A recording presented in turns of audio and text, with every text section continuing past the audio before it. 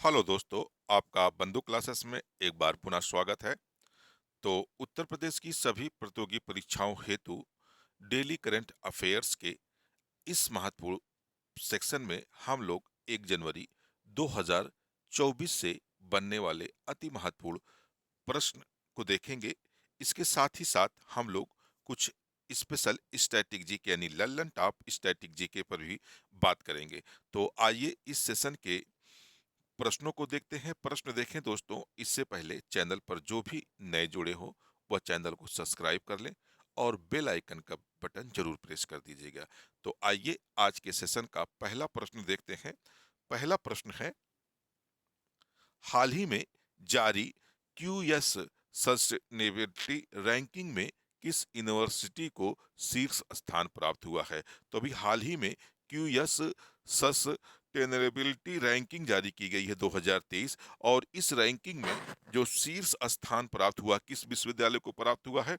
तो टोरंटो विश्वविद्यालय को। यानी इस बार किस विद्यालय को मिला है? तो टोरंटो विश्वविद्यालय को क्यूएस सस्टेनेबिलिटी रैंकिंग में पहला स्थान प्राप्त हुआ है।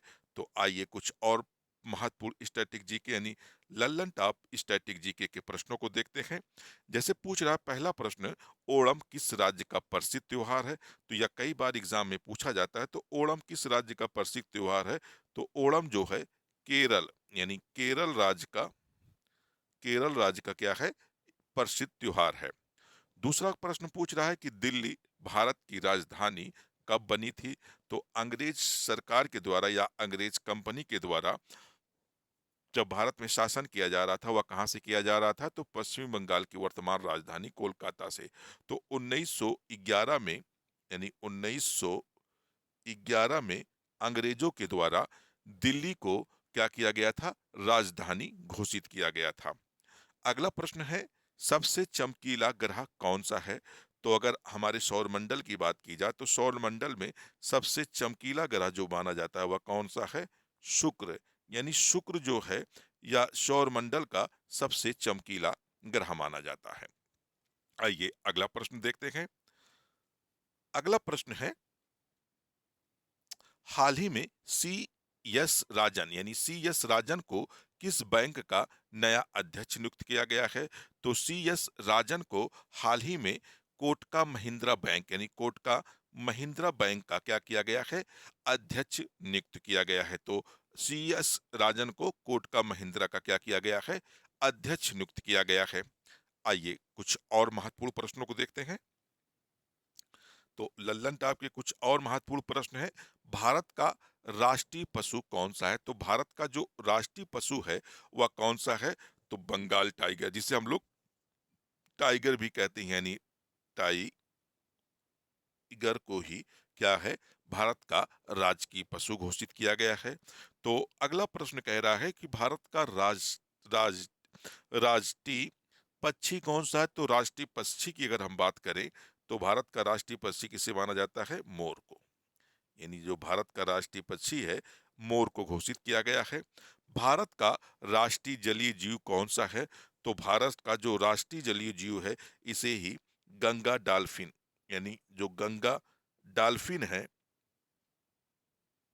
गंगा डॉल्फिन को ही भारत का राष्ट्रीय जीव घोषित किया गया है। नेक्स्ट क्वेश्चन देखते हैं। अगला प्रश्न है, हाल ही में किस देश ने लाल सागर को सुरक्षित करने के लिए ऑपरेशन प्रॉस्पेरिटी गार्जियन यानी ऑपरेशन प्रॉस्पेरिटी गार्जियन शुरू किया है?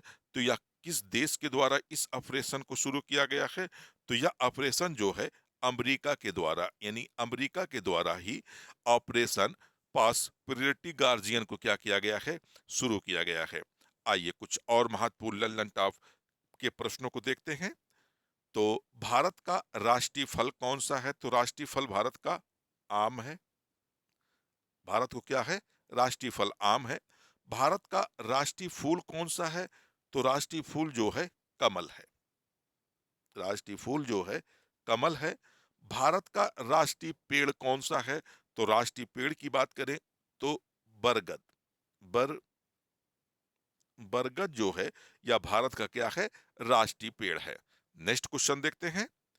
अगला क्वेश्चन है, हाल ही में किस राज्य में, यानी हाल ही में किस राज्य में करबी युवा महोत्सव 2024 आयोजित किया जाएगा?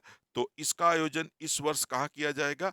असम में। यानी असम में इस वर्ष यानी 2024 में करबी युवा महोत्सव का क्या किया जाएगा? आयोजन किया जाएगा। नेक्स्ट क्वेश्चन देखते हैं, यानी आपके साथ कुछ और लल्लन टॉप प्रश्नों को देखते हैं।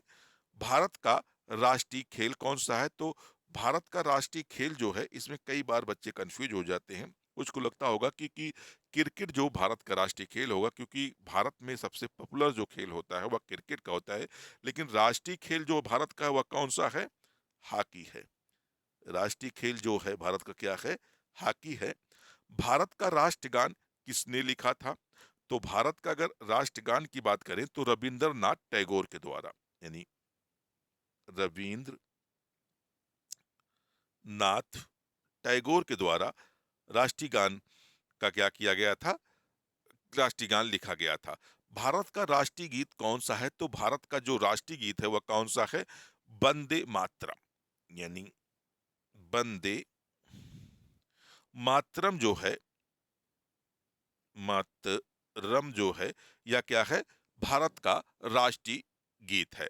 नेक्स्ट क्वेश्चन देखते हैं।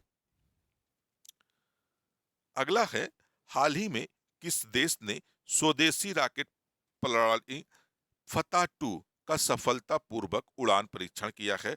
तो भी किस देश के द्वारा किया गया है? तो पाकिस्तान ने ही हाल ही में फतह 2 जो है रॉकेट सिस्टम का क्या किया है? सफलतापूर्वक इसका निरीक्षण किया या परीक्षण किया है। आइए कुछ और महत्वपूर्ण लल्लन टॉप के प्रश्नों को देखते हैं। महात्मा गांधी को राष्ट्रपिता सबसे पहले किसने कहा था? तो महात्मा गांधी को राष्ट्रपिता सबसे पहले सुभाष चंद्र बोस ने कहा था। यानी किसने कहा था? सुभाष सुभाष चंद्र चंद्र बोस ने महात्मा गांधी को सबसे पहले क्या कहा था? राष्ट्रपिता कहा था। हमारा राष्ट्रीय पंचांग कौन सा है? अगर राष्ट्रीय पंचांग की बात किया जाए तो शक संवत, यानी जो शक संवत है, जो शक संवत है वह कौन सा है? हमारा राष्ट्रीय इस समय क्या है? पंचांग है। रेडियो एक्टिविटा की खोज किसने की थी? तो रेडियो एक्टिविटा बीटा जो है वह किसने किया था? हेनरी बेकरल ने। हेनरी हेनरी बेकरल ने, यानी बेक हेनरी बेकलर के द्वारा रेडियो एक्टिविटा की खोज की गई थी। नेक्स्ट क्वेश्चन देखते हैं। अगला क्वेश्चन है, हाल ही में भारत और किस देश ने कुंडल कुलम परमाणु ऊर्जा संयंत्र के विस्तार के लिए समझौते पर हस्ताक्षर किया है? तो भारत और किस देश के द्वारा या कुंडल कुलम परमाणु ऊर्जा संयंत्र का विस्तार किया जाएगा? तो इसमें कौन सा देश आएगा?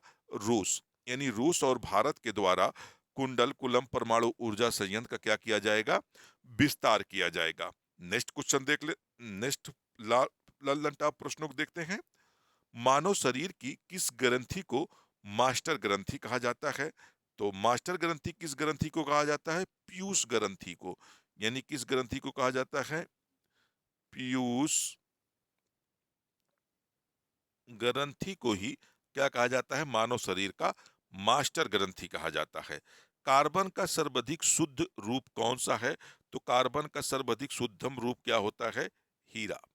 हीरा जो है या कार्बन का सबसे शुद्धतम रूप माना जाता है। अगला है, एक्सरे का आविष्कार किसने किया था? तो एक्सरे का जो आविष्कार था वह रांटजन के द्वारा, यानी रांटजन के द्वारा क्या किया गया था? एक्सरे का आविष्कार किया गया था। आइए अगला प्रश्न देखते हैं। अगला प्रश्न है, हाल ही में कहा 8वीं हिंद महासागर नौसेना संगोष्ठी का समापन हुआ है? तो 8वीं हिंद महासागर नौसेना संगोष्ठी का जो आयोजन किया गया वह कहाँ किया गया था? तो बैंकॉक में। बैंकॉक में 8वीं हिंद महासागर नौसेना संगोष्ठी का क्या किया गया था? आयोजन किया गया था। आइए लल्लन टॉप के प्रश्नों को देखते हैं। तो लल्लन टॉप के प्रश्नों में अंतर्राष्ट्रीय मानव अधिकार दिवस कब मनाया जाता है? तो अंतर्राष्ट्रीय जो मानव अधिकार दिवस है वह कब मनाया जाता है? तो 10 दिसंबर को। यानी 10 दिसंबर को क्या होता है? अंतर्राष्ट्रीय मानव अधिकार दिवस मनाया जाता है। शीतला माता मंदिर कहाँ स्थित है? तो शीतला माता मंदिर हरियाणा के गुरुग्राम में, यानी गुरुग्राम में यह मंदिर स्थित है। किस देश की स्थलीय सीमा सर्वाधिक देशों के साथ लगती है? तो किस देश की सर्वाधिक स्थलीय सीमा की बात करें किस देशों है, तो वह चीन है। चीन एक ऐसा देश है जिसकी सीमा सर्वाधिक स्थलीय देशों के साथ क्या करती है? लगती है। आइए अगला प्रश्न देखते हैं। अगला प्रश्न है, हाल ही में किस राज्य सरकार ने भूमि मानचित्रण, अपराध नियंत्रण और कृषि को बढ़ाने सहित विभिन्न अनुप्रयोगों के लिए ड्रोन तकनीक को अपनाया है?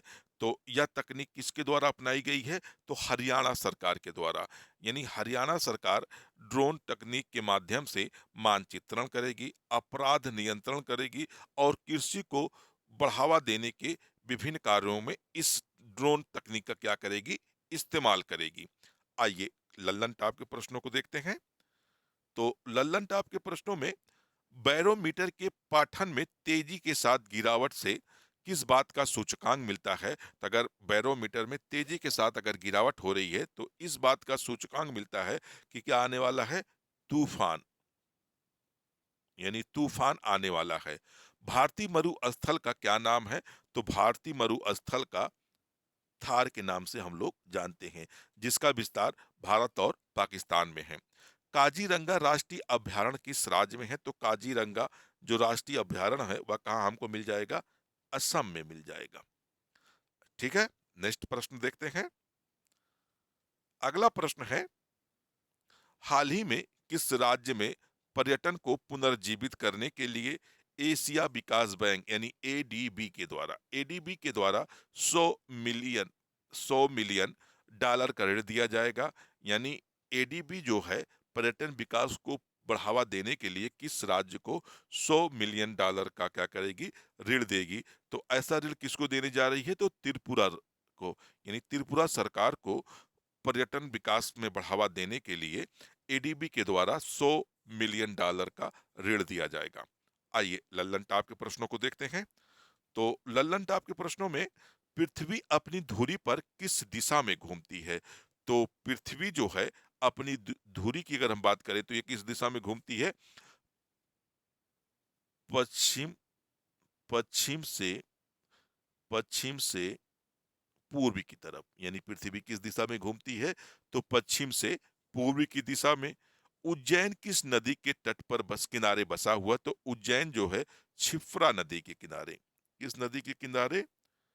क्षिप्रा नदी के किनारे उज्जैन क्या हुआ है? बसा हुआ है। रामकृष्ण मिशन की स्थापना किसने की थी? तो रामकृष्ण मिशन की स्थापना की बात करें तो स्वामी विवेकानंद के द्वारा। यानी स्वामी विवेका विवेकानंद के द्वारा रामकृष्ण मिशन की क्या की गई थी? स्थापना की गई थी। अगला प्रश्न देखते हैं। अगला प्रश्न है, हाल ही में कौन सा राज्य 84% इंस्टॉलेशन के साथ रूल टॉप सोलर में शीर्ष स्थान पर है? यानी रूफ टॉप सोलर जो रेडिएशन होता है या ऊर्जा होती है 84% के साथ कौन सा राज्य शीर्ष पर है? तो यह ऐसा कौन सा राज्य है? तो गुजरात है। गुजरात जो है इसमें क्या है? शीर्ष पर है। तो आइए लल्लन टॉप के प्रश्नों को देखते हैं। लल्लन टॉप के प्रश्नों में माउंट एवरेस्ट पर 2 बार चढ़ने वाली पहली महिला कौन थी? तो संतोष यादव। कौन थी? तो संतोष संतोष यादव जो हैं लगातार 2 बार माउंट एवरेस्ट पर चढ़ने वाली पहली भारतीय थी। स्वामी दयानंद सरस्वती का मूल नाम क्या था? तो स्वामीनंद सरस्वती का मूल नाम मूल शंकर था। क्या नाम था इनका? मूल नाम मूल शंकर था। यानी मूल शंकर इनका क्या नाम था? मूल नाम था। वेदों की ओर लौटो, काफी महत्वपूर्ण। वेदों की ओर लौटो का नारा किसने दिया था? तो स्वामी दयानंद सरस्वती ने, यानी स्वामी स्वामी दयानंद सरस्वती ने कौन सा नारा दिया था? वेदों की ओर लौटो। तो दोस्तों, यह वीडियो आपको कैसा लगा? आप इसे कमेंट बॉक्स में बताइएगा। अगर वीडियो अच्छा लगा हो तो लाइक शेयर जरूर करिएगा दोस्तों, और चैनल पर नए जुड़े हो तो चैनल को सब्सक्राइब कर लीजिएगा। फिर मिलते हैं नेक्स्ट वीडियो में। जब तक के लिए धन्यवाद। जय हिंद दोस्तों।